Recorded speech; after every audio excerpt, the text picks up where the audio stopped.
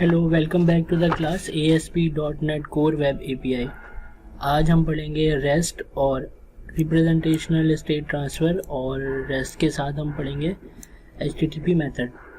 पहले रेस्ट को समझते हैं। रेस्ट क्या है?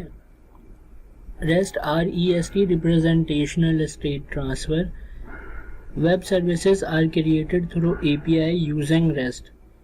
रेस्ट की मदद से API के ज़रिए वेब सर्विसेज बनाए जाते हैं, which is a lightweight software architectural style that allow data to be manipulated through the web। जो lightweight होता है ये एक सॉफ्टवेयर आर्किटेक्चरल स्टाइल है जो वेब के ज़रिए डाटा को चेंज करने की परमिशन देता है।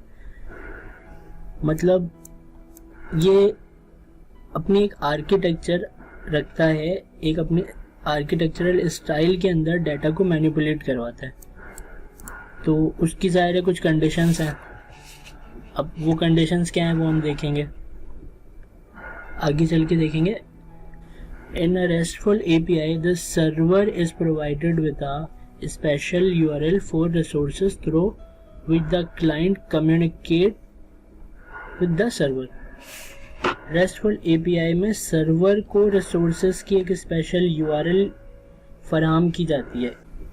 मतलब क्लाइंट और सर्वर। क्लाइंट और सर्वर क्या है? क्लाइंट मींस आपके वो सारे डिवाइसेस जो जिनके ऊपर आप कंट्रोल करते हैं, means web application. Web application कौन सी हो गई?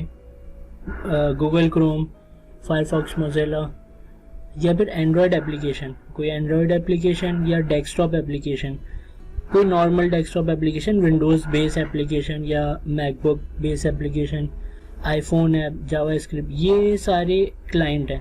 क्लाइंट जो है वो रिक्वेस्ट सेंड करता है रेस्ट API को। अब रेस्ट API जो है वो कहाँ से डाटा उठाता है? वो उठाता है डेटाबेस से। जो भी डाटा है वो वहाँ से उठाता है रेस्ट API और वो वापस क्लाइंट को भेज देता है। तो ये एक प्रोसेस है जिससे रेस्ट API को हम यूज़ करते हैं, ताकि अब इसमें रेस्ट API का काम क्या है? डेटाबेस के अंदर एक डाटा है, क्लाइंट जो है वो, अगर हम रेस्ट API को 2 मिनट के लिए कंसिडर करें कि हम इसे हटा दें, तो डेस्कटॉप एप्लीकेशन वाला जो क्लाइंट है वो डायरेक्ट डेटाबेस से जो भी उसका डाटा है वो रिक्वेस्ट भेज के रिसीव कर सकता है। लेकिन यहाँ पर कोई रिस्ट्रिक्शन नहीं है। अगर हमें कोई रिस्ट्रिक्शन लगानी है तो हम रेस्ट API को यूज़ करेंगे। मतलब एक लिमिटेड डाटा हमें अपने क्लाइंट को देना है, हमें डेटाबेस का सारा डाटा नहीं देना है। HTTP method.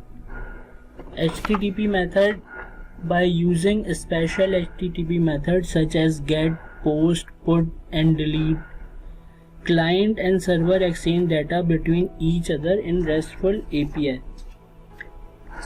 get, post, put और delete जैसे स्पेशल HTTP मेथड को यूज़ करके क्लाइंट सर्वर दोनों तरफ के दरमियान डाटा को एक्सचेंज करते हैं। स्वैगर की एप्लीकेशन में आपको दिखा रहा हूँ रेफरेंस के लिए। जब आपको कोई डाटा देखना है तो आप गेट करेंगे तो आपको जो भी आपकी एंट्रीज है वो आपके पास आ जाएंगी। पोस्ट है, पोस्ट मीन्स अगर आपको कोई नई एंट्री करनी है तो आप पोस्ट में एंट्री करेंगे। डिलीट, अगर कोई आपको डाटा, एग्जिस्टिंग डाटा डिलीट करना है तो आप उस पर डिलीट करेंगे। पुट मीन्स कोई पहले से एग्जिस्टिंग डाटा है उसे अपडेट करना है, कोई नाम चेंज करना है, कोई नंबर चेंज करना है, ID चेंज करनी है तो आप वो पुट पे करेंगे। आप जो है गेट को सर्वर तक लेकर जाते हैं और सर्वर से उस चीज़ को गेट करके क्लाइंट तक लेकर आते हैं। तो ये गेट के एक एग्जांपल है। इस तरह पोस्ट के एग्जांपल है कि क्लाइंट है तो क्लाइंट अगर कोई रिक्वेस्ट देता है तो वो सर्वर के अंदर जाती है एक URL के ज़रिए, और URL को फॉलो करते हुए वो सर्वर के अंदर एंट्री कर देगा। तो वेब API को टेस्ट करने के लिए हमारे पास 2 तरीके होते हैं। एक होता है पोस्टमैन सॉफ्टवेयर, तो वो हम आगे जाके अभी पढ़ेंगे, और दूसरा होता है स्वैगर विंडो। तो स्वैगर विंडो जो है वो बाय डिफ़ॉल्ट हमारे विजुअल स्टूडियो के अंदर मौजूद होता है। तो हम अपनी जो टेस्टिंग है वो टेस्टिंग इसके ऊपर कर सकते हैं कि हमारा गेट, पुट, डिलीट, पोस्ट काम कर रहा है या नहीं कर रहा है, तो वो हम इसमें देख सकते हैं। ये थे हमारे HTTP मेथड जो कि क्लाइंट और सर्वर के दरमियान कम्युनिकेशन के लिए इस्तेमाल किए जाते हैं। अच्छा, अब हम देखते हैं basic principle of restful API. Client server architecture. A client and server are two different entities. The client is the browsing application or any device, while the server is the database of your API that hold information. When you make a request to the server through the client, we use a standard protocol between both called HTTP to carry out this process. मतलब client और server दो different चीज़ें हैं. Client वो होता है जो आपके ब्राउजिंग एप्लीकेशन या कोई भी डिवाइस, और सर्वर आपके एपीआई का डेटाबेस होता है जो आप अपने पास इंफॉर्मेशन रखते हैं. जब आप कोई रिक्वेस्ट क्लाइंट के ज़रिए सर्वर को पहुंचाते हैं तो इस प्रोसेस को करने में तो हम दोनों के दरमियान एक स्टैंडर्ड प्रोटोकॉल को इस्तेमाल करते हैं जो HTTP कहलाता है. आगे देखते हैं statelessness. In every request the server should receive complete information from the client. The server should not maintain any context of the client when sending the request. This is called statelessness. मतलब हर request में client से server को complete information जानी चाहिए.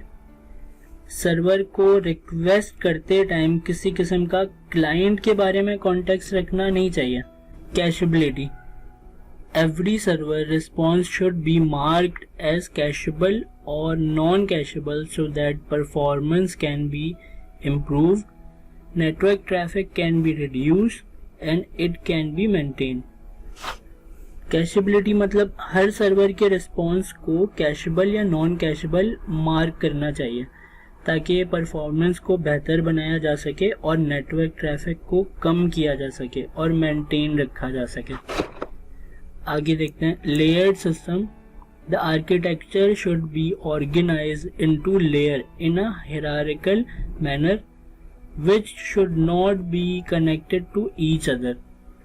मतलब architecture को एक hierarchy में लेयर की सूरत में ऑर्गेनाइज करना चाहिए जो एक दूसरे से कनेक्शन में ना हो, एक दूसरे से कनेक्ट ना करती हो, कनेक्शन में ना हो.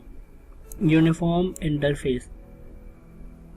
Communication between the client and server should be standardized and consistent using a common set of rule and protocols.